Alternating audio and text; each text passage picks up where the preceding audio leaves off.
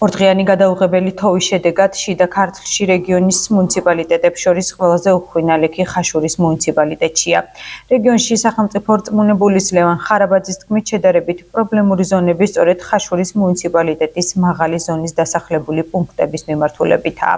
მისივე განმარტებით რეგიონში მობილიზებულია ყველა შესაბამისი სამსახური და ღამის საათებიდან მთელი დღის განმავლობაში უწყვეტ რეჟიმში მიმდინარეობდა სამუშაოები.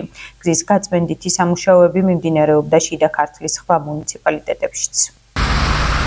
გუშინ მთელი ღამის განმავლობაში ხორციელდებოდა როგორც ქალაქში, ასევე სოფლებშიც ტექნიკური მარილით დაყრა და გზების დამუშავება.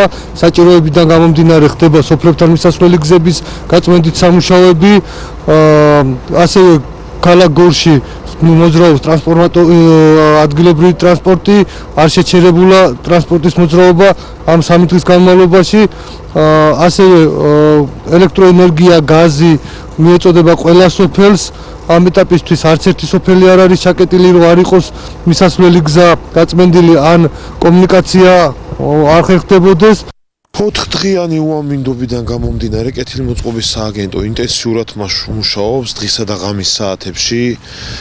ჩვენი მორიგე მანქანები ტექნიკური მარილი გააქვთ და სავარგზაზე ყრიან, რადგან არ მოხდეს გადაადგილების პრობლემა. ამ ხნის განმავლობაში არ ყოფილა რაიმე სახის შეფერხება ქალაქის მასშტაბით, როგორც არის მუნიციპალური ტრანსპორტი, ასევე მოსახლეობის გადაადგილებისა.